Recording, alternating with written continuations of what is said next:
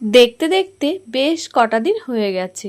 তো পাশেই ছিল একটা জন্মদিনের নেমন্তন্ন। তো তোমাদের দাদা ভাই বাজারে আছে, ওখান থেকেই ঢুকবে, আর আমাকে বলল সোনাকে নিয়ে আসতে।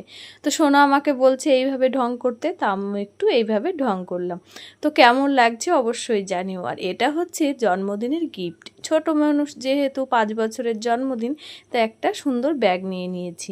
তো এখন যত দিন যাচ্ছে মা আর বাবু তো যেতেই চায় না। ভুল ভবিষ্যৎ বাবু হয়তো যাই, মা আর কোথাও যেতে চায় না। তো আমি আর সোনা চলে এসেছি, এসে দেখছি তোমাদের দাদা ভাইও আছে।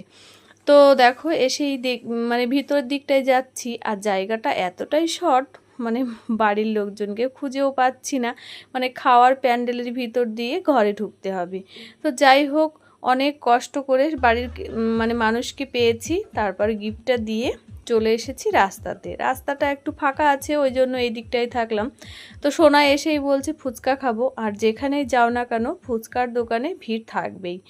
আর এখন না মেয়েদের থেকে ছেলেরা বেশি ফুচকা পছন্দ করে। তো অবশেষে ফুচকা খাওয়ার চান্স পেলাম। তো ফুচকা এখন রেডি করছে, বলছে শেষ হয়ে গেছে। তো সোনা আমি দাঁড়িয়ে পড়েছি ফুচকা খাওয়ার জন্য। আর এখানে এসেছি, বলছে তুমি আগে খেলে না, মজা করছে সবাই। তো ফুচকাগুলো সত্যিই খুব টেস্টি ছিল, একটু ঝালটা বেশি ছিল, কিন্তু খেতে দারুণ লাগছিল।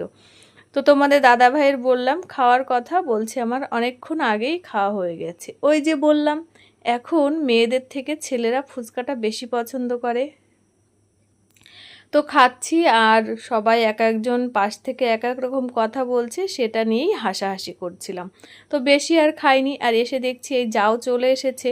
তারপর সবাই মিলে একটু ছবি তুলে নিলাম। তো একটু ওয়েট করছিলাম খাওয়ার জন্য। তো একটুখানি বসে তারপর তোমাদের দাদাভাই বলছে খাওয়া দাওয়া সেরে নাও।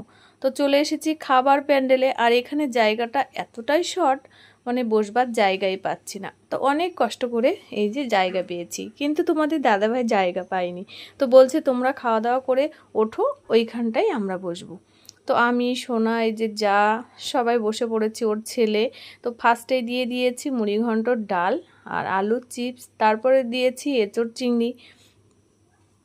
তো এঁচোড় চিংড়িটাও খেতে কিন্তু দারুণ হয়েছিল। তো আমরা খাচ্ছি আর বক বক করেই যাচ্ছি, এক জায়গায় হলে ভীষণ মজা হয়। তারপর দিয়ে দিয়েছি কাতলা মাছের কালিয়া। তো তারপর দিয়ে দিয়েছে চিকেন কষা আর ফ্রায়েড রাইস। রান্নাগুলো খুব সুন্দর হয়েছিল। তারপর দিয়েছে আমের চাটনি, পাঁপড়, আর অবশেষে দিয়েছে এই যে মিষ্টি। আর তারপর সবার শেষে দিয়েছে আইসক্রিম। তো খাওয়া দাওয়া কমপ্লিট হয়ে গেছে, আর তোমাদের দাদাভাইকে বললাম তোমরা এবার বসে পড়ো। তো আমি একটু ওয়েট করছিলাম। তো তোমাদের দাদাভাই বলছে ওয়েট করার দরকার নেই, তুমি সোনাকে নিয়ে চলে যাও। আর যার বার্থডে এই দেখো এই পুচকিটা, তো ওকে অনেকক্ষণ ধরে আমি খোঁজাখুঁজি করছিলাম দেখবো বলে, কিন্তু ওকে দেখতেই পাচ্ছিলাম না। এখন দেখছি নাচ করছে। তো এসে দেখছি তোমাদের দাদাভাই যে অলরেডি বসে পড়েছে অনেকক্ষণ আগে, এখনও দেয়নি খাবার। তো আমাকে বলছে তুমি চলে যাও, আমি পরে আসছি। তো দেখো আমি আর সোনা এখন বাইক নিয়েই বাড়িতে যাব। তো ভিডিওটা কেমন লাগলো অবশ্যই জানিও। টাটা।